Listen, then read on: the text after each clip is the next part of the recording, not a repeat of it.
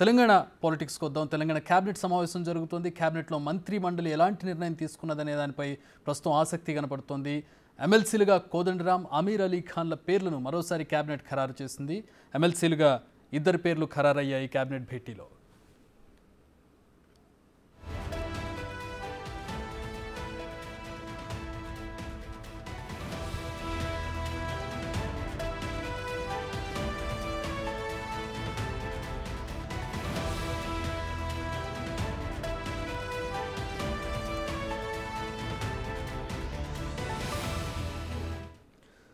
Cabinet సమావేశం ముగిసింది. మీటింగ్లో కీలక నిర్ణయాలు తీసుకున్నారు. హైకోర్టు ఆదేశాలతో ప్రొఫెసర్ కోదండరాం, అమీర్ అలీ ఖాన్ పేర్లను ఎమ్మెల్సీ అభ్యర్థులుగా మరోసారి ఖరారు చేస్తూ క్యాబినెట్ తీర్మానం చేసింది. తాజాగా ఎంపిక చేసిన ఇద్దరు పేర్లను గవర్నర్కు పంపించున్నారు. గవర్నర్ కోర్టులో ఇద్దరి ఎమ్మెల్సీలకు పేర్లు ఖరారయ్యాయి. ఇక ప్రజాపాలనలో భాగంగా తీసుకున్న కొత్త రేషన్ కార్డుల దరఖాస్తులను పరిశీలించాలని నిర్ణయించింది క్యాబినెట్. మహిళలకు 2500 ఆర్థిక సాయంపై కూడా నిర్ణయం తీసుకునే అవకాశాలు కనిపిస్తున్నాయి. సాయంత్రం పరేడ్ గ్రౌండ్స్లో జరిగే సభలో దీనిపై ప్రకటన చేస్తారనేది కూడా ప్రస్తుతం వేచి చూడాల్సినటువంటి పరిస్థితి కనపడుతోంది.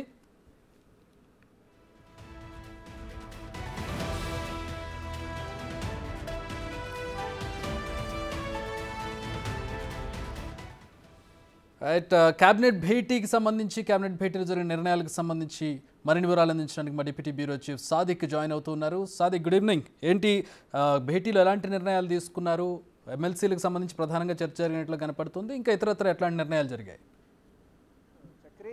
ముఖ్యమంత్రి రేవంత్ రెడ్డి అధ్యక్షతన జరిగినటువంటి క్యాబినెట్ సమావేశం 2 గంటల పాటు కొనసాగింది. మరి కొద్ది రోజుల్లో అంటే 2-3 రోజుల్లో పార్లమెంటు ఎన్నికల షెడ్యూల్ ఖరారవుతున్న నేపథ్యంలో అంతకంటే ముందుగా కొన్ని కీలకమైన నిర్ణయాలు తీసుకోవాలి. ఎందుకంటే కోడ్ వస్తున్న నేపథ్యంలో కొన్ని నిర్ణయాలు తీసుకోవాలని ప్రభుత్వం భావించింది. అతి కీలకమైన నిర్ణయం చూసినట్టయితే రాష్ట్ర వ్యాప్తంగా తెలంగాణ సమాజంలో 52% మందిగా ఉన్నటువంటి బీసీ కులాలకు అందరికీ కూడా దాదాపు 14 కులాలకు బీసీ కార్పొరేషన్ ఏర్పాటు చేస్తూ క్యాబినెట్ కీలకమైన నిర్ణయం తీసుకోవడం అన్నది ఈ క్యాబినెట్ చరిత్రలో కానీ లేకపోతే తెలంగాణ చరిత్రలో ఒక సువర్ణ అధ్యాయం చెప్పవచ్చు. ఎందుకంటే ఇప్పటివరకు బీసీల జనాభా 52% రాష్ట్ర వ్యాప్తంగా ఉంది. కానీ వారికి నిధుల విషయంలో కానీ లేకపోతే రాజకీయ అంశాల్లో కూడా వారికి చాలా తక్కువ స్థానం ఉంది. దీన్ని పూర్తి స్థాయిలో వారికి ఆర్థిక అభ్యున్నతి, వారికి సామాజికంగా రాజకీయంగా అభ్యున్నతి తీసుకొచ్చే లక్ష్యంగా కాంగ్రెస్ ప్రభుత్వం, కాంగ్రెస్ పార్టీ కూడా బీసీ డిక్లరేషన్ కూడా కామారెడ్డి బీసీ డిక్లరేషన్ ఏర్పాటు చేసింది. సో అంతేకాకుండా ప్రతి ఏడాది అంటే ప్రతి ఆర్థిక సంవత్సరంలో 20,000 కోట్లతో మొత్తం 5 సంవత్సరాల్లో 1,00,000 కోట్లు కూడా బీసీ వర్గాలకు వెచ్చించాలని కూడా బీసీ డిక్లరేషన్ చేసింది. అందుకు ఈ వెచ్చించిన డబ్బును ఎట్లా ఉపయోగించాలి, ఆ బీసీ సామాజిక వర్గాలను ఎట్లా ఆర్థిక అభ్యున్నతి తీసుకురాచే లక్ష్యంగా అయితే ప్రభుత్వం అయితే చర్యలు తీసుకునేందుకు గాను 14 కులాలు సంబంధించిన బీసీ కులాలు ఉన్నాయి.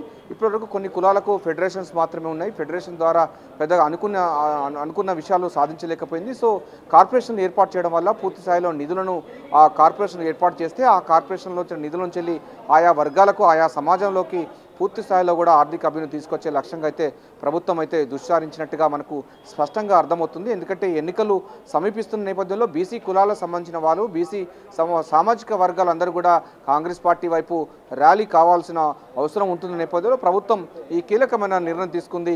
ఈ కేబినెట్ సమావేశంలో 14 బీసీ కులాలకు కార్పొరేషన్ ఏర్పాటు చేస్తూ కీలక నిర్ణయం తీసుకుంది. అందులో మున్నూరు కాపు సంబంధించిన అది కార్పొరేషన్ ఉంది.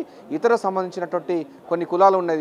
ఇప్పుడు గొల్ల కుర్మలకు సంబంధించిన కార్పొరేషన్స్ కానీ లేకపోతే చాకలి సంబంధించినటువంటి కార్పొరేషన్ కానీ వాళ్ళందరికీ ఇప్పుడు ఫెడరేషన్స్ ఉన్నాయి. మొత్తం సమైక్య పరిస్థితి కొనసాగుతుంది. కానీ వాళ్ళందరూ కూడా ఈ కులాలు కింది స్థాయి కులాలందరూ కూడా కార్పొరేషన్ ఏర్పాటు చేయడం అనేది చాలా కీలకమైన నిర్ణయం చెప్పవచ్చు. మెజార్టీ సంబంధించినటువంటి ప్రజలకు పూర్తి స్థాయిలో వారికి కాంగ్రెస్ పార్టీ మద్దతుగా ఉంటుందని కూడా స్పష్టంగా అవుతుంది. డెఫినెట్గా పార్లమెంట్ ఎన్నికల కంటే ముందు బీసీలకు సంబంధించినటువంటి వర్గాలన్నీ కూడా కాంగ్రెస్ పార్టీ వైపు ర్యాలీ అయ్యే అవకాశం అయితే చాలా స్పష్టంగా అర్థమవుతుంది. ఇక రెండవ విషయం చూసినట్లయితే రాజకీయమైనటువంటి అంశం చూసినట్టయితే గవర్నర్ కోటలో 2 ఎమ్మెల్సీ స్థానాలకు సంబంధించినటువంటి అభ్యర్థులకు సంబంధించిన దానిపైన కూడా క్యాబినెట్ ఆమోదం తెలిపింది. అందులో మొదటి వారు ప్రొఫెసర్ కోదండరాం ఉన్నారు. అదేవిధంగా రెండో వారు సిఎస్ఆర్ ఎడిటర్గా ఉన్నటువంటి మీర్ అలీ ఖాన్ ఉన్నారు.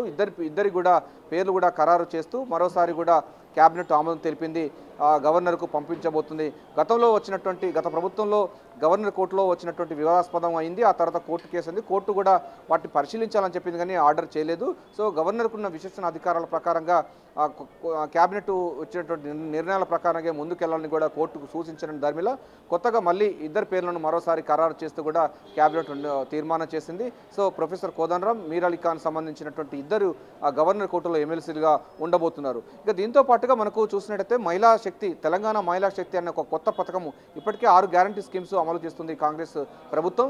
దాంతో అదనంగా మహిళా సాధికారత, మహిళా ఎంపవర్మెంట్ తీసుకొచ్చే లక్ష్యంగా కాంగ్రెస్ పార్టీ అయితే పూర్తి స్థాయిలో కాంగ్రెస్ ప్రభుత్వం చేస్తుంది, ఫోకస్ పెట్టింది. అందులో భాగంగానే మనకు మరి కాసేపట్లో తెలంగాణ మహిళా శక్తి సంబంధించినటువంటి పథకానికి రూపకల్పన చేయబోతున్నారు.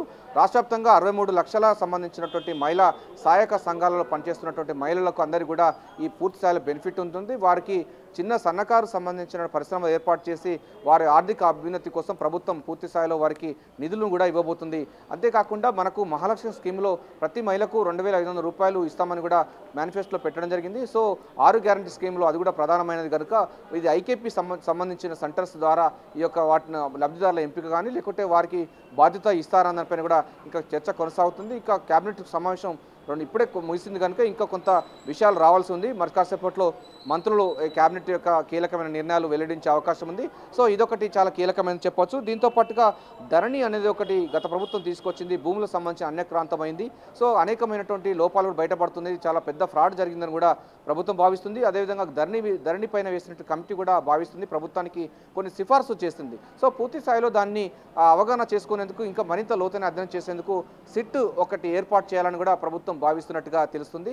సో ధరణి ట్రాన్సాక్షన్స్ కానీ ధరణి సంబంధించిన అవకతవకలపై అధ్యయనం చేసేందుకు కానీ లేకపోతే దాని దోషులు చాలామంది మనకు ఈరోజు చూసాం, మనకు ధరణి పొట్టులు అడ్డుపెట్టుకొని మన నిషేధిత జాబితాలో ఉన్న 22 ఎకరాల భూమిని కూడా మనకు బొమ్మరాజ్పేటలో మాజీ ఎంపీగా సంతోష్ కుమార్ సంబంధించిన బినామీలు 4 ఎండీలుగా ఉన్నటువంటి పరిస్థితి ఉంది. సో ఇవన్నీ కూడా చాలా మట్టుకు ప్రభుత్వ భూములు అన్నీ కూడా అన్యక్రాంతమై బినామీల పేర్లో ఉన్నాయి కనుక సమగ్ర విచారణ జరిపించాలని ప్రభుత్వం భావిస్తున్నట్టుగా నేపథ్యంలో ఒక సిట్ వేసి పూర్తి స్థాయిలో ఒక అధ్యయనం చేసేందుకు మాత్రం సిట్ ఏర్పాటు చేసేందుకు కూడా కేబినెట్ ఆమోదం తెలిపినట్టుగా తాజాగా సమాచారం అందుతుంది. దీంతో పాటుగా కొత్త రేషన్ కార్డు సంబంధించిన విషయాలపైన కూడా కొత్త తెల్ల రేషన్ కార్డ్స్ ఇవ్వాలి. రాష్ట్రంలో గత 10 ఏళ్లుగా కొత్త రేషన్ కార్డు లేక చాలామంది నిరుపేదలందరూ తీవ్ర అవస్థలు పడుతున్నారు. ప్రభుత్వం చేసే ప్రతి కార్యక్రమానికి కూడా ప్రతి ఒక్క పథకానికి అమలు కావాలంటే తెల్ల రేషన్ కార్డు ఉండాలనే నిబంధనలు ఉన్న నేపథ్యంలో కొత్త రేషన్ కార్డులు గత 10 సంవత్సరాలుగా ఇవ్వాలని దుస్థితిలో గత ప్రభుత్వాలు చేశాయి. దాన్ని పూర్తిస్థాయిలో రెక్టిఫై చేసి కొత్త రేషన్ కార్డులు ఇచ్చేందుకు కూడా ప్రభుత్వం అయితే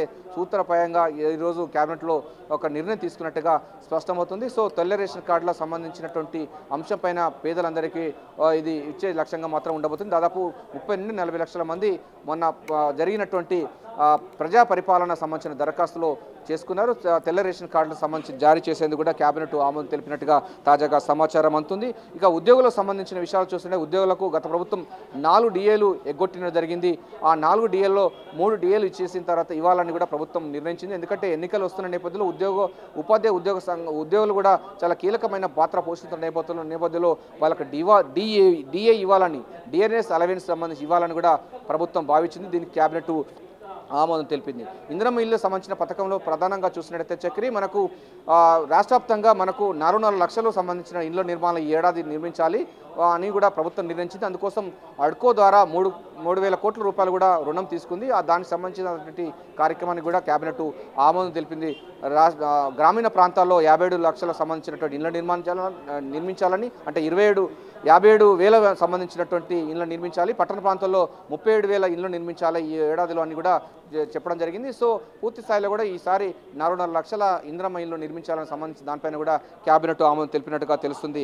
ఇక బీసీ డిక్లరేషన్ మనం చెప్పుకున్నాము. దీంతో పాటుగా మహిళా సహకార సంఘాలకు సంబంధించిన గత ప్రభుత్వం 3,750 కోట్ల రూపాయలు ఎగ్గొట్టింది. మహిళలకు సంబంధించిన డబ్బులు కూడా గత ప్రభుత్వాలు వాడుకొని నిరుపయోగంగా చేసిన పరిస్థితుల నేపథ్యంలో మహిళా సహాయక సంఘాలకు ముఖ్యమంత్రి రేవంత్ రెడ్డి మరి కాసేపట్లో సికింద్రాబాద్ పరేడ్ గ్రౌండ్లో వారిని ఉద్దేశించి మాట్లాడబోతున్నారు. గత ప్రభుత్వం చేసినటువంటి కాకుండా ఐకేపీ సెంటర్లను మరింత బలోపేతం చేసి గత ప్రభుత్వం ఎగ్గొట్టినటువంటి 3,750 కోట్ల రూపాయలను ఇస్తూనే మరోవైపు కొత్తగా సహకార సంఘాలు ఏర్పాటు చేసేందుకు కూడా ప్రభుత్వం నిర్ణయం తీసుకోబోతుంది. దీనికి సంబంధించిన అంశాలపైన ఉండబోతుంది. ఇక దీంతో పాటుగా మనకు ఎప్పటిలో ఉన్నటువంటి డిఎస్సి 2008 సంబంధించినటువంటి అభ్యర్థులు కూడా ఉన్నారు. రాష్ట్ర వ్యాప్తంగా 1200 మంది ఉన్నట్టుగా తెలుస్తుంది.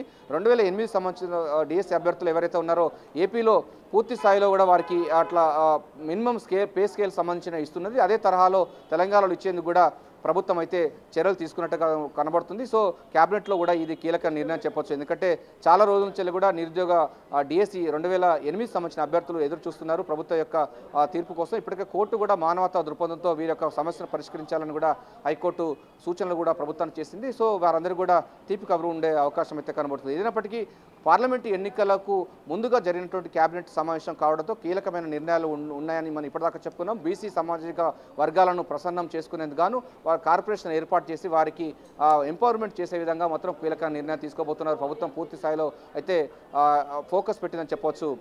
Chakri, right, thanks for the update Sadiq.